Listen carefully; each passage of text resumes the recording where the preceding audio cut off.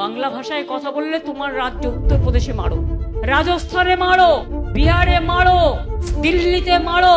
কুচবিহারের কত শ্রমিক কাজ করতে গিয়ে খুন হয়ে ডেড বডি ফিরে এসছে।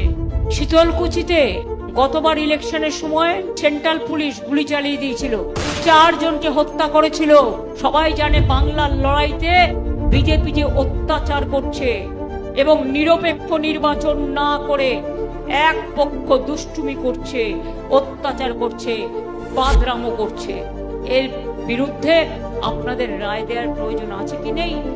জোট বাঁধুন, তৈরি হোক সেন্ট্রাল এজেন্সি, সেন্ট্রাল ফোর্স বা আমাদের ফোর্সকে সাথে নিয়েও যদি আপনাদের উপর কোনো অত্যাচার হয় একদম অনলাইনে এফআইআর করবেন। বাদ বাকিটা আইনত যা করার আমরা করে নেব।